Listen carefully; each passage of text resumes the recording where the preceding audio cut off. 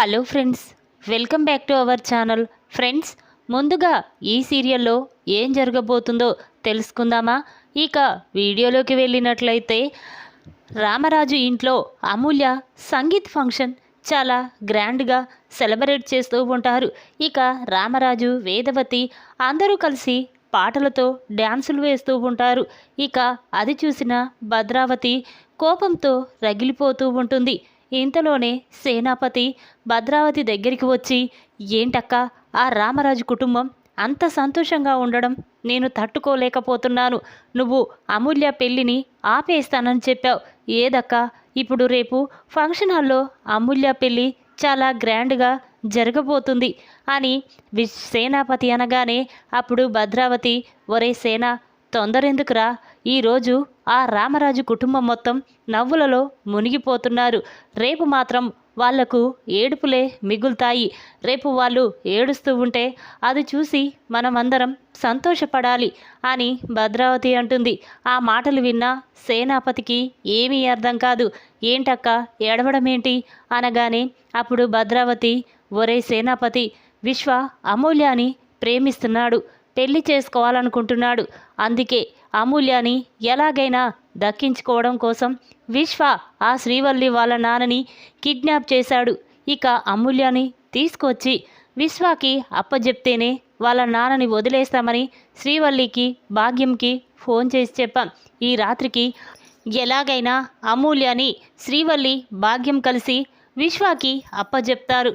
ఇక దాంతో అమూల్యాని విశ్వ అక్కడి నుంచి తీసుకువెళ్ళి బలవంతంగా పెళ్లి చేసుకోబోతున్నాడు.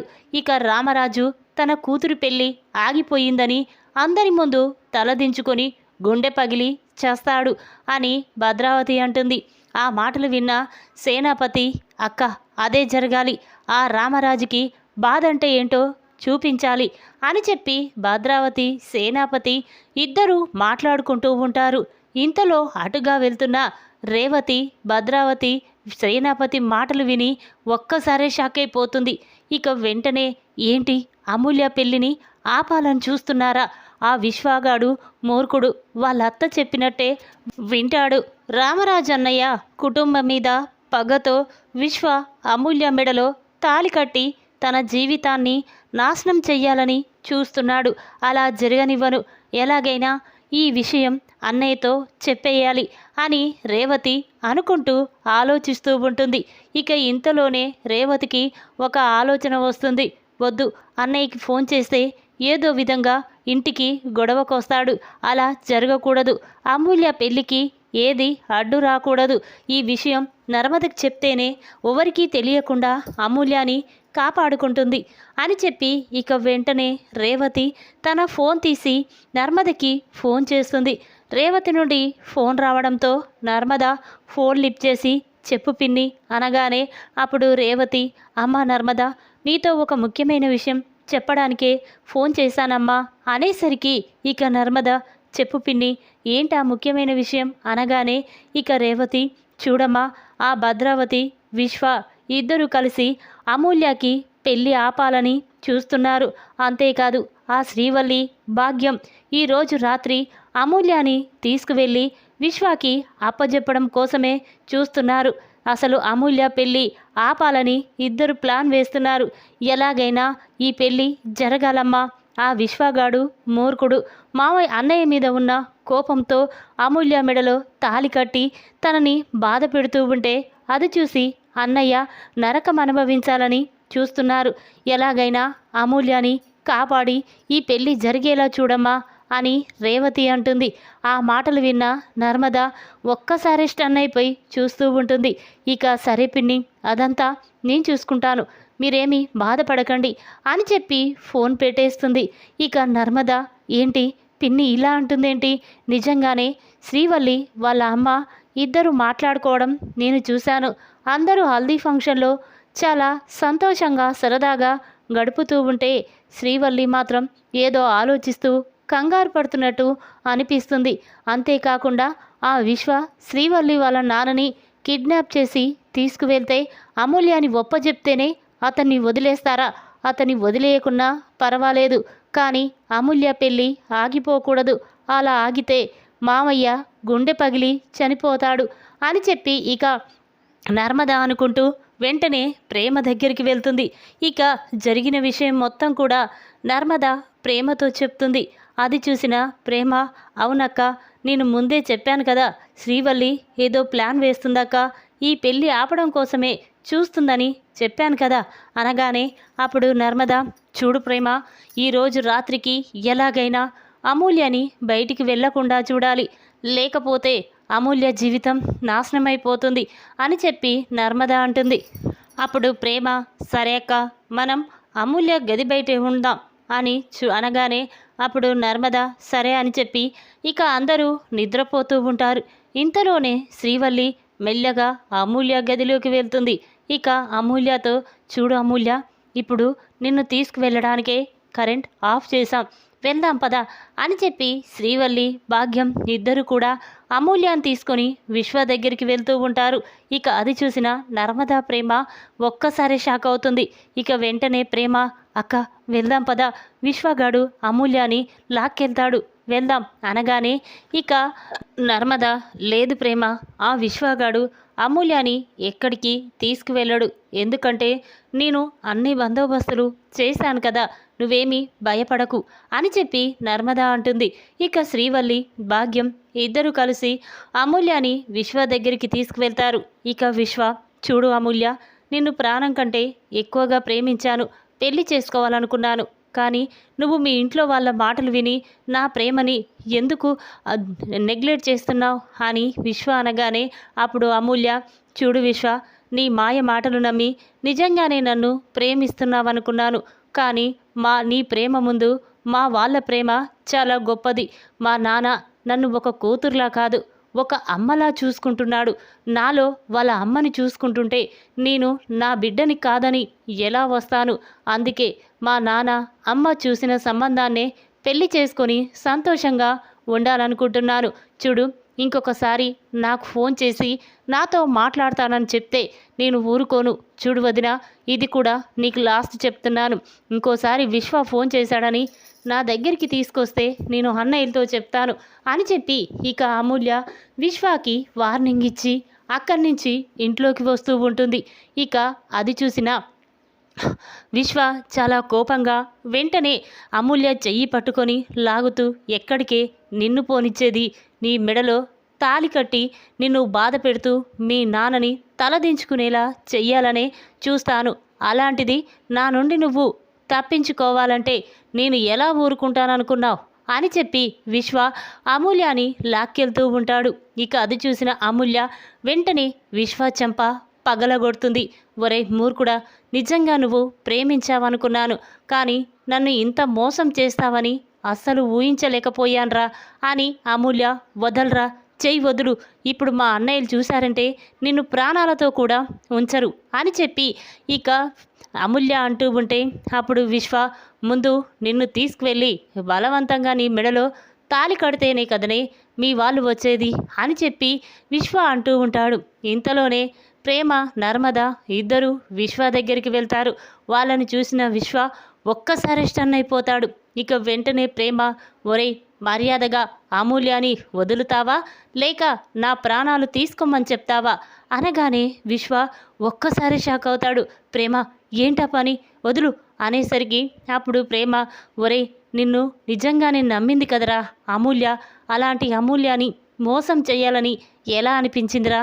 నువ్వు మారతావనుకున్నాను, కానీ నువ్వు మారలేదు. అత్త చెప్పినట్టు వింటూ నీ జీవితాన్నే నాశనం చేసుకుంటున్నావు కదరా. చూడు, ఇప్పుడు అమూల్యాని నువ్వు బలవంతంగా తీసుకువెళ్తే నేను మాత్రం నా ప్రాణాలు తీసుకుంటాను అని చెప్పగానే ఇక మాటలు విన్న విశ్వ వెంటనే అమూల్యాని వదిలేస్తాడు. ఇక దాంతో నర్మద, ప్రేమ అమూల్యాన్ని తీసుకొని ఇంట్లోకి వెళ్తారు. ఇక అది చూసిన శ్రీవల్లి, భాగ్యం ఒక్కసారి షాక్ అయిపోతారు. ఇక వెంటనే చాలా కోపంగా శ్రీవల్లి దగ్గరికి వచ్చి శ్రీవల్లి చెంప పగలగొడుతుంది. చి, ఇంత నీచానికి దిగజారుతావా?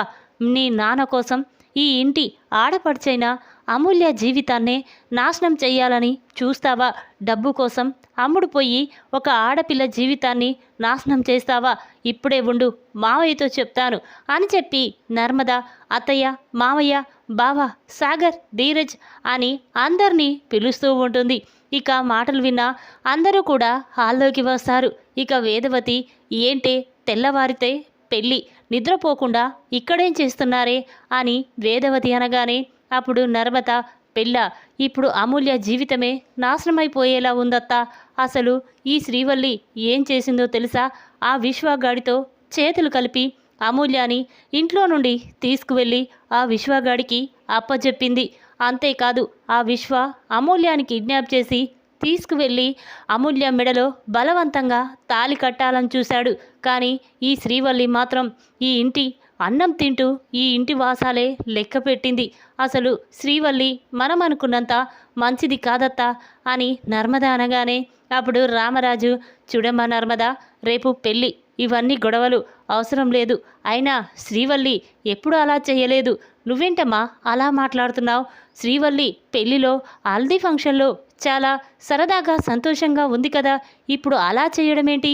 అయినా అమూల్య పెళ్లి జరిగితే శ్రీవల్లికేంటి నష్టం అనగానే అప్పుడు నర్మద, చూడండి మావయ్య, శ్రీవల్లి విశ్వ దగ్గర 10 లక్షల రూపాయలు తీసుకుంది. అది తిరిగి ఇవ్వడానికి తన దగ్గర డబ్బు లేదు. ఆ విశ్వ డబ్బు విషయంలో బలవంతం చేశాడు. ఇక తిరిగి ఇవ్వకపోవడంతో విశ్వ, చూడు, నువ్వు డబ్బులు ఇవ్వకపోయినా పర్వాలేదు, కానీ అమూల్యకి నాకు మధ్య ప్రేమ రాయబారం నడిపించమని చెప్పాడు. దానికి ఒప్పుకొని శ్రీవల్లి విశ్వ భద్రావతితో చేతులు కలిపి ఇక అమూల్య జీవితాన్ని నాశనం చెయ్యాలని చూసింది అనగానే ఆ మాటలు విన్న రామరాజు ఒక్కసారే షాక్ అయిపోతాడు. ఏంటమ్మా నర్మద, నువ్వు చెప్పేది నిజమా? శ్రీవల్లి ఇంత మోసం చేసిందా అని రామరాజు అనగానే అప్పుడు నర్మద, అవును మావయ్య, ఈ శ్రీవల్లి నమ్మించి మోసం చేసింది. తన మాయ మాటలు చెప్పి మనందరినీ గుడ్డి వాళ్ళని చేసింది అనేసరికి అప్పుడు శ్రీవల్లి, లేదు మావయ్య, నర్మద అబద్ధం చెప్తుంది.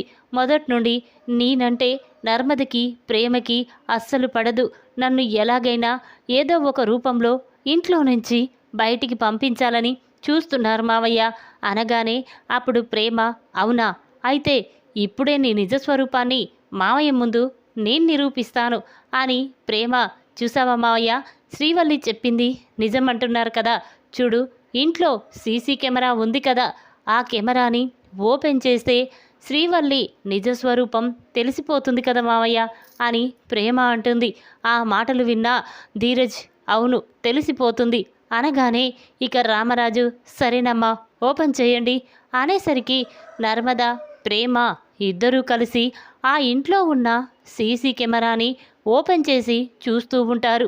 ఇక అందులో శ్రీవల్లి అమూల్య దగ్గరికి రావడం, విశ్వతో మాట్లాడించడం, విశ్వాని ఒక్కసారి కలవమని చెప్పడం, ఇక అమూల్యాని తీసుకొని శ్రీవల్లి భాగ్యం విశ్వ దగ్గరికి వెళ్ళడం, విశ్వ అమూల్యాని లాక్కెళ్తూ ఉండడం అంతా సీసీ కెమెరాలో రికార్డ్ అయి ఉంటుంది.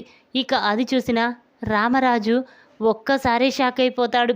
ఏంటి శ్రీవల్లి, ఇప్పుడు కూడా అబద్ధమని చెప్తావా అని అనగానే అప్పుడు శ్రీవల్లి, మామయ్య అది అంటూ ఉంటే ఇక వేదవతికి చాలా కోపం వస్తుంది. వెంటనే శ్రీవల్లి చెంప పగలగొడుతుంది. ఏంటే, నీకు ఏం అన్యాయం చేశామే? నా కూతురు జీవితాన్ని నాశనం చెయ్యాలని చూస్తున్నావు? నువ్వు ఆడపిల్లవేనా? ఇక ఒక్క నిమిషం కూడా నువ్వు నా ఇంట్లో ఉండడానికి వీల్లేదు అని చెప్పి వేదవతి అనగానే ఇక చందు, అమ్మ నువ్వు ఆగు, ఇన్ని రోజులు ఈ శ్రీవల్లి మాయ మాటలు నమ్మి మోసపోయానమ్మా. ఇంత మోసం చేస్తుందని అస్సలు ఊహించలేదు. అయినా ఈ పెళ్ళి మా నాన్న పరువు ప్రతిష్టతో కూడినది. మా చెల్లెలి పెళ్ళి జరిగితే మా నాన్న ఈ ఊర్లో తలెత్తుకొని తిరగాలనుకున్నాడు. తనని కూతుర్లా కాదు, ఒక అమ్మలా చూసుకున్నాడు. ఆ ప్రేమ ఎలా ఉంటుందో నీకు తెలియదు. అందుకే మా నాన్నని తలదించుకునేలా చెయ్యాలనుకున్నావు. ఆ విశ్వగాడితో చేతులు కలిపి మా ఇంటి పరువు తీసేయాలనుకున్నావు. చూడు, నేను ముందు నుంచి నిన్ను అనుమానంగానే ఉంది, కానీ నీ మాయ మాటలతో నన్ను కూడా మోసం చేశావు. ప్రతిసారి మావయ్య చొక్కా చింపి అనుమానించారని చెప్పావు కదా, ఇప్పుడు నువ్వు చేసిందేంటి అని చందు చాలా కోపంగా శ్రీవల్లి చెంప పగలగొట్టి నడు బయటికి అని చెప్పి మెడబట్టుకొని బయటికి గెంటేశాడు. ఇక అది చూసిన రామరాజు, ఏంట్రా ఈ శ్రీవల్లి ఇలా చేసిందేంటి? ఈ విషయం పెళ్లి వాళ్ళకి తెలిస్తే అమూల్య పెళ్ళి ఆగిపోయేది కదరా.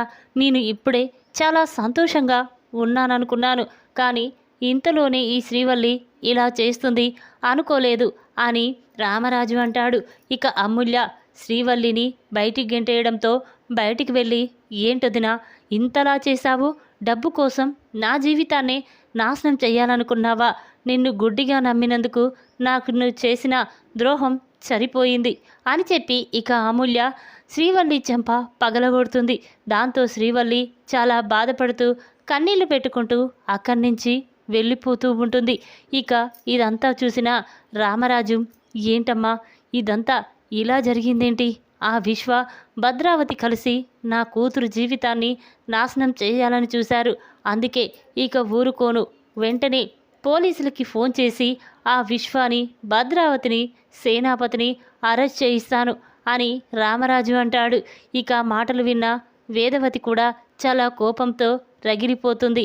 అవునండి, ఎన్ని రోజులు వాళ్ళు ఎన్ని మాటలన్నా ఎలా చేసినా తట్టుకున్నాను, కానీ ఇప్పుడు మాత్రం నా కూతురు జీవితాన్ని నాశనం చెయ్యాలని చూశారు.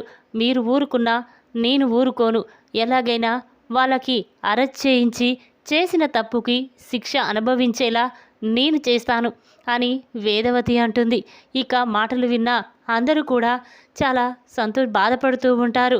అప్పుడు రామరాజు, అమ్మ, అసలు అమూల్యాని శ్రీవల్లి తీసుకువెళ్తుందని మీతో ఎవరు చెప్పారు అనగానే అప్పుడు నర్మద, మామయ్య, రేవతి పిన్ని ఫోన్ చేసింది. భద్రావతి, సేనాపతి మాట్లాడుకున్న మాటలన్నీ చాటుగా విని విశ్వ అమూల్య జీవితాన్ని నాశనం చెయ్యబోతున్నాడని తెలుసుకొని వెంటనే పిన్ని నాకు ఫోన్ చేసి చెప్పడంతో విశ్వ నుండి అమూల్యాని కాపాడుకోగలిగా అని నర్మద అంటుంది. ఆ మాటలు విన్న రామరాజు చాలా సంతోషపడుతూ, ఆ ఇంట్లో రేవతి, అత్తయ్యే చాలా మంచివాళ్ళు, పాపం అమూల్య జీవితం నాశనం కాకుండా రేవతి కాపాడింది అని చెప్పి రామరాజు బయటికి వెళ్ళి చూస్తాడు. ఇంతలోనే రేవతి కూడా బయటికి వస్తుంది. రేవతిని చూసిన రామరాజు రెండు చేతులెత్తి రేవతికి దండం పెడుతూ, నీ వల్లే ఈరోజు నా కూతురు జీవితం నాశనమైపోకుండా కాపాడుకోగలిగా. ఇక నీ రుణం జన్మలో తీర్చుకోలేను అని చెప్పి రామరాజు అంటూ ఉంటాడు. ఇక ధీరజ్ చాలా కోపంగా, నాన్న, ఆ విశ్వ ఎక్కడ ఉన్నా సరే వాణ్ణి వెతికి పట్టుకొని వాణ్ణి చంపేస్తాను అని ధీరజ్ అనగానే అప్పుడు రామరాజు, ఒరే ధీరజ్, తొందరపడకురా, ఆ విశ్వ మీద పోలీస్ కంప్లైంట్ ఇచ్చి అతన్ని అరెస్ట్ చేయిద్దాం. ఇక రేపు అమూల్య పెళ్లి జరగబోతుంది, ఈ విషయం బయటపడకుండా అందరూ జాగ్రత్తగా చూసుకోండి అని చెప్పి రామరాజు అంటాడు. ఇంతలోనే ఉదయం అవుతుంది. ఇక అమూల్య పెళ్ళి ఫంక్షన్ హాల్లో చాలా గ్రాండ్గా జరుగుతూ ఉంటుంది. ఇక అది చూసిన రేవతి, శారదాంబ చాలా సంతోషపడుతూ ఉంటారు. ఈ విధంగా భద్రావతి, సేనాపతి మాటలు చాటుగా విని నర్మదకి ఫోన్ చేసి అమూల్య జీవితాన్ని కాపాడిన రేవతి, ఇక విశ్వ నుండి అమూల్యాన్ని కాపాడి శ్రీవల్లి నిజస్వరూపాన్ని అందరి ముందు బయటపెట్టిన నర్మద. ఈ వీడియో కనుక మీకు నచ్చినట్లయితే లైక్ చేయండి. మరిన్ని వీడియోల కోసం మా ఛానల్ని తప్పకుండా సబ్స్క్రైబ్ చేసుకోండి. Thanks for watching.